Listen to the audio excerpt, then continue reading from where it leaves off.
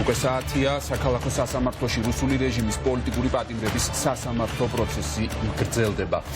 სულ 11 დაკავებული საქმეა გაერთიანებული, რომლებსაც გამოძიება ედავება ჯგუფურ ძალადობაში მონაწილეობას. დღეს ერთადერთი საკითხია განსახილველი, დატოვებს თუ არა დაკავებულებს სასამართლო წინასწარ პატიმრობაში.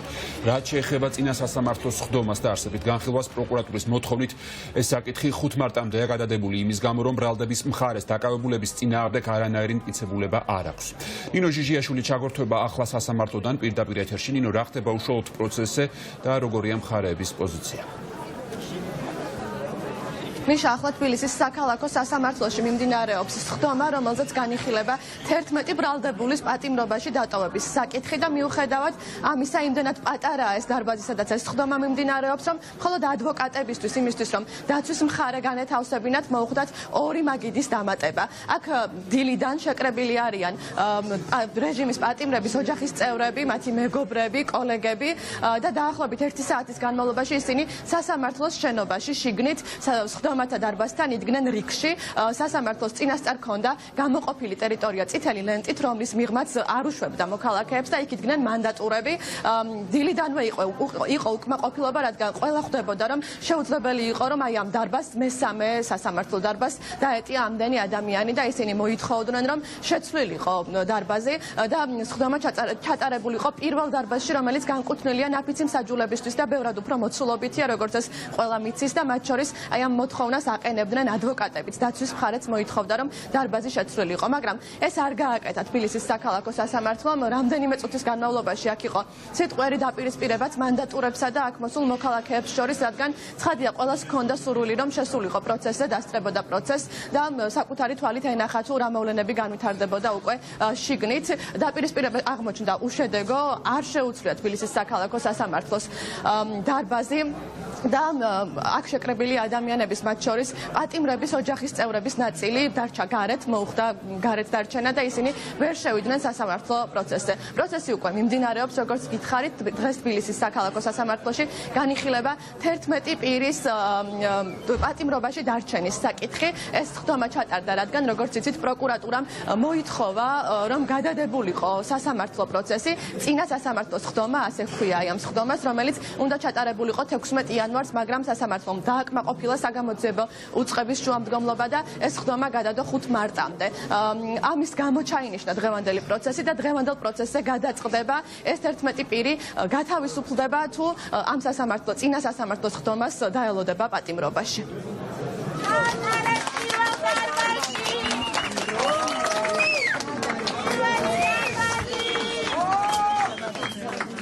ჩატარდეს პირველ დარბაზში.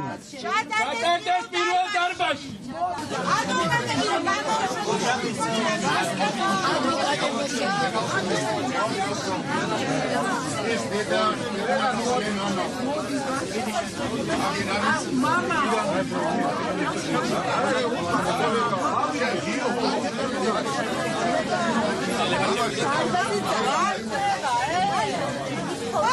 ოჯახის წევრები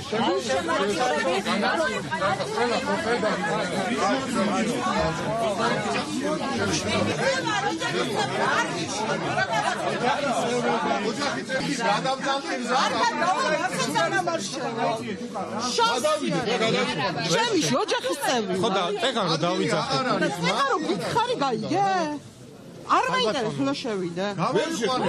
მაშინ ვიღაც გამომიყვანე ადვოკატი. მე ვერ უნდა ვნახო. მე რა ვიცი ახლა მე გამოვიდეს. მაგრამ იგი არა. ხანს ადვოკატმა. ჩემი ქმარისა, მე რატო არ ვიშებ? შალა რა უბედურება.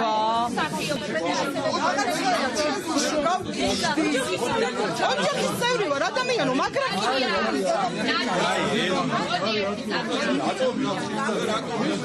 შეგვეშვით რა 2 ადამიანი. ანუ ყველა შევიდა ოჯახის წევრის გარდა. ერთი ადამიანი რო შევუშვათ რა მოგივა? ოჯახის წევრია. რამდენადაც ხვდები სწორედ აი რამდენიმე წამის წინ გამოცხადდა ტექნიკური შესვენება სასამართლოს ხდომაზე და ის ადამიანები, რომლებიც ამ ხდომას ესწრებოდნენ, ახლა გამოდიან სასამართლოს ფოიეში.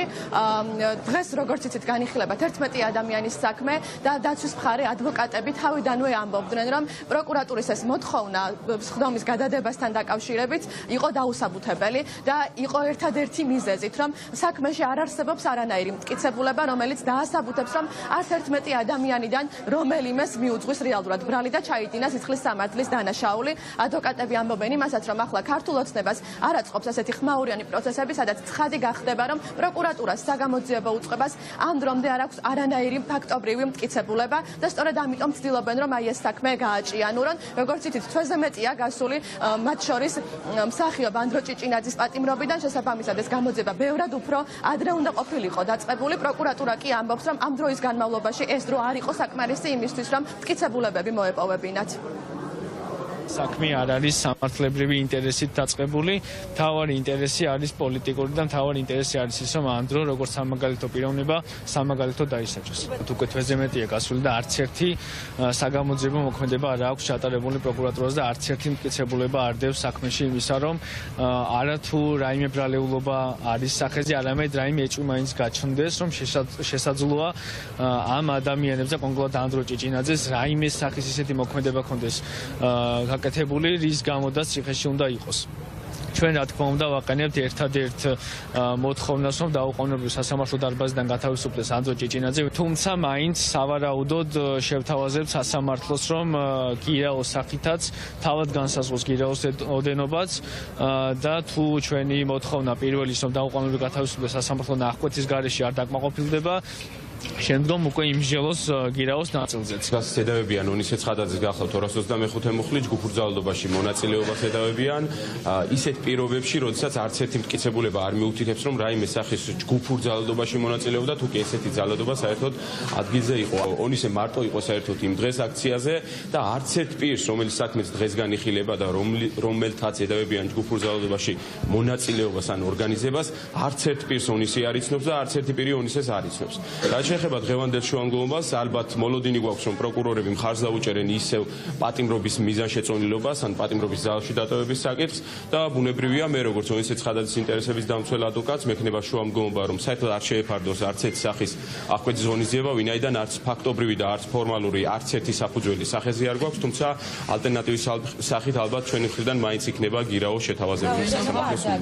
მთავარი მოთხოვნა არის, რომ ეს პატიმრობა, რომელიც რა თქმა უნდა არის დაუსაბუთებელი და უკანონო, დღეს დასრულდეს და ჩვენი მოთხოვნა არის, რომ გაუქმდეს პატიმრობა. რატომ გაჭიანურდა აი ეს პროცესი თქვენი აზრით? რატომ მოითხოვა პროკურატურამ გადავანა? იქიდან გამომდინარე, რომ არც პირველ სხდომაზე ვერაფერი ვერ ქონდა წარმოდგენილი, ძალიან მარტივი პრაქტიკაც არის, რომ როდესაც არაფერი არ გამოძიებას, თვითონ კიდე გააჭიანუროს დრო და თქვათ რაიმე საზოგადოებაში ალბათ შექმნას რაღაც მოლოდინი იმისა, რომ რაღაცას იძიებს, თუმცა რაიმე რეალურად არც არსებობა და არც იარსებობს, რადგანაც არანაირი სახის ბრალეული ქმედება არ ჩაუდენია, არც ჩემი დასაქმებულს და არც სხვებს აშკარად არანაირი ჯგუფურ ძალადობას ადგილი არ ქონია.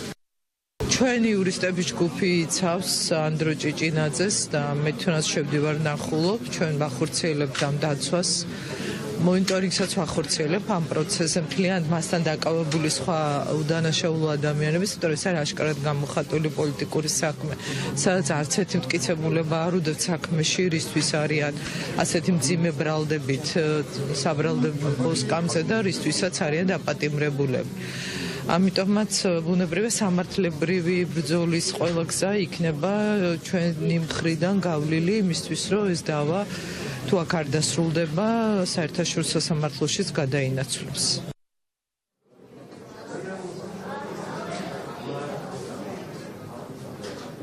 ანდრო ჭიჭინაძის ადვოკატის ინფორმაციით მსახიობი დღეს სიტყვითაც მიმართავს ხდომაზე საზოგადოებას. დღეს უნდა გადაწყდეს ანდრო ჭიჭინაძის, ონისე ცხადაძის და კიდევ 9 ადამიანის პატიმრობაში დატოვების საკითხი. როგორც მოისმინეთ, ადვოკატები ცხადია დააყენებენ მათი გათავისუფლების, დაუყოვნებლივ გათავისუფლების შუამდგომლობას და შესთავაზებენ თუ საჭირო გახდება სასამართლოს გირაოსაც, მაგრამ მათ არ აქვთ დიდი მოლოდინი, რომ თბილისის საქალაქო სასამართლოს მოსამართლე ქეთევან ჯაჭვაძე მიიღებს დამოუკიდებელ გადაწყვეტილებას.